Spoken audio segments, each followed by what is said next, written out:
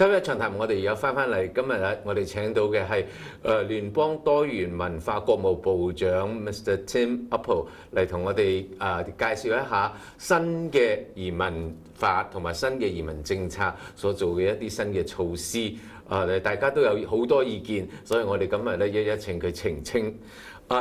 Just now, before we end our first half, you talk about the professional credentials. My understanding it is a monster itself because it has nothing to do with the government's immigration policy or the government's intention, even any of the settlers programs that as much as the intention was good enough. But it's the professional associations roadblock. So with all these new express of interest systems, how does it address the credentials that comes from the professional? Well, like you said, the credentials are not recognized by the government.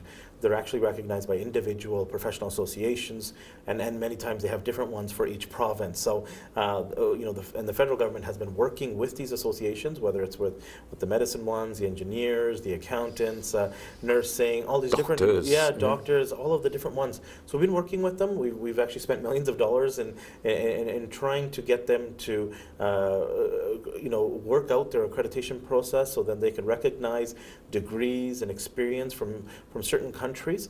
But it is difficult. Sometimes in the same country you could have good universities and also have very poor universities, and so somebody has to work through that whole process.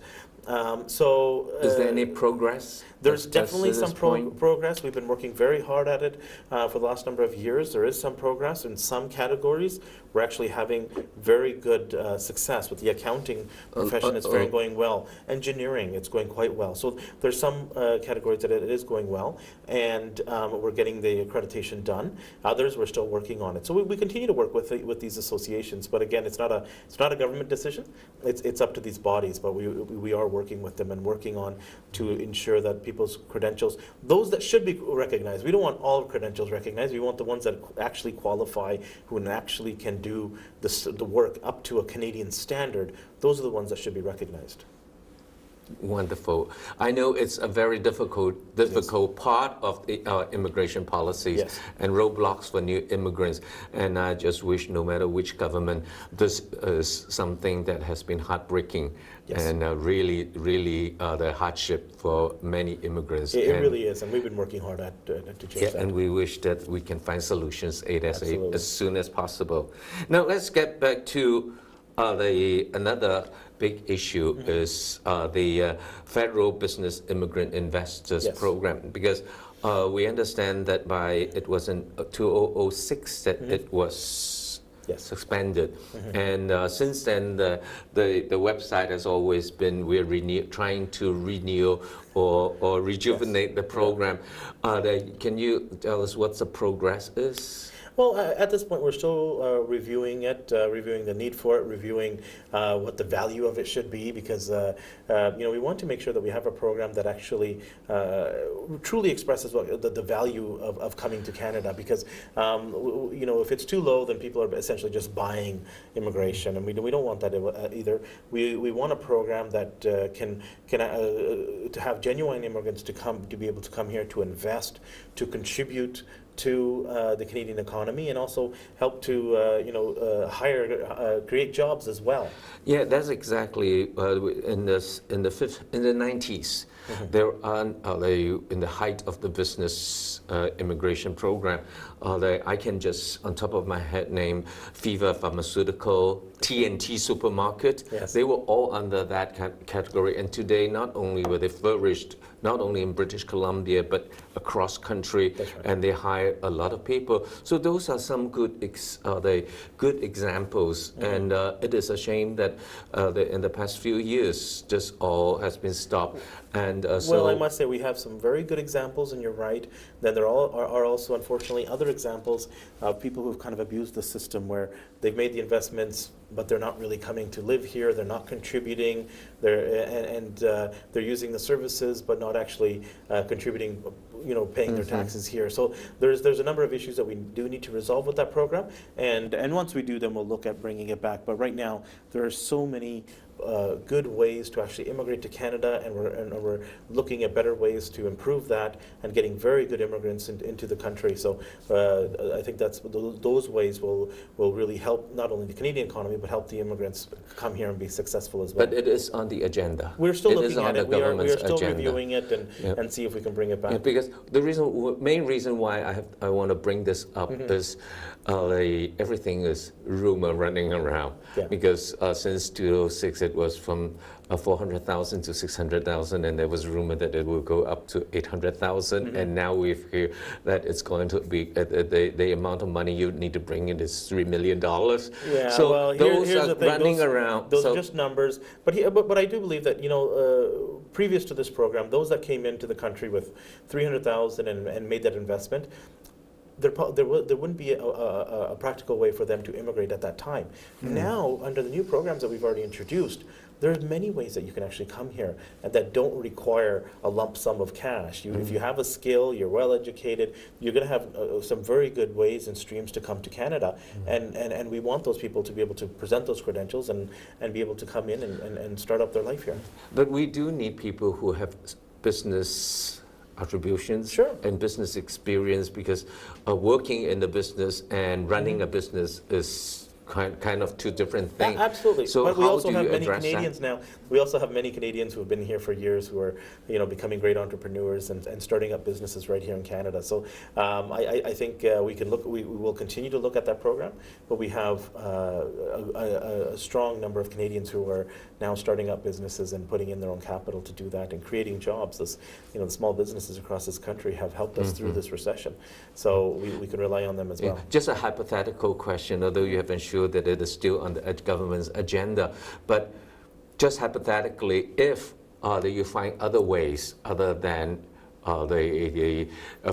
people have to put in a few $1 million in order to come into Canada, if you felt that it's solved, so do you think that it's possible that the business program will be eliminated? Well, I mean, like I said, right now we are looking at it and reviewing it, and once we make our decision, you'll know. Okay. Okay. I knew you would come back, and we will try to clarify everything. So my last question is the family reunion. Well, I'll bring back to John McCullen's, your critics, and also the Chinese media and the news. It was kind of really critical on this area, is that they believe that it's the time that needs for grandparents, even with the super visa, for the grandparents to get a visa and actually arrive in Canada to take care of the baby can already walk and talk already. So the critics has brought it. So this is your chance to show your side of the story. Well, the numbers speak for themselves. That as a super visa it's very, very successful. Where it's over 80% success rate.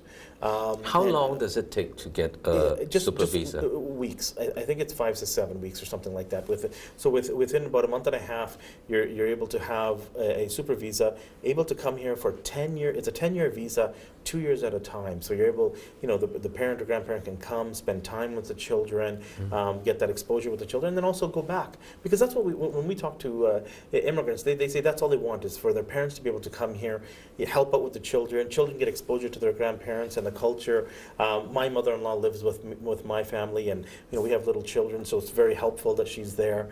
My grandmother lived with us when I was younger, so I understand that this is an important program. And so that's why we have the super visa. Also, next year we will start up the new parent and grandparent program. So a new program. Yes, it'll be a brand new. Well, we paused it before so we can finish up the backlog, because the way they had the previous government had that program set up. This is what they were doing. If there are, let's say, 200 seats on an airplane, they were selling 500 seats. And then 200 will get on, and you have 309. And then they would do the same thing. The airline industry has something to say about it. Yeah, so that's what the previous government was doing, and that's why we were getting such a huge backlog. You're talking about the child starting to walk. I'm talking about by the time under the old government, if the parents get here, the child will be going to high school. So this way, they're coming here within weeks. And under the new program, they'll be here. We'll keep it numbers that are manageable and be able to process within a much shorter period of time. And it'll reflect our government's responsibility to ensure that communities, families that want to have their parents live with them, they'll have that opportunity, but also respecting taxpayers' dollars and ensuring that the pressures that are put onto our social systems and healthcare systems are manageable. Okay, so before I close the show and this program, I have a very tough question. I usually ask one tough question, is that the perception, how do you address the perception that the Conservative government is not very immigrant friendly? I tell them the numbers that if you look at the actual number of immigrants who have come to this country under this government, under Prime Minister Harper, under a Stephen Harper government, the highest levels of continuous immigration in Canadian history have been under a Harper government. So we have brought in more people into this country in the last 6 years continuously than any other government. Also, during a recession, Canada was the only country that kept its immigration levels high enough and kept them at a strong, solid level. Every other country reduced it. And Canada was the only country that continued to allow a high level of immigrants to come into the country because we believe that immigrants, are a part of Canada's success. And to ensure that they come here. But at the same time, you want immigrants who have a good chance of achieving success, of getting a job. That's what success is, right? Coming to this country, getting a job, and being able to provide for your family. That's why most people come here, is for economic opportunity. And so we have to ensure that people who come here have that opportunity and have an opportunity to get a job. Yeah.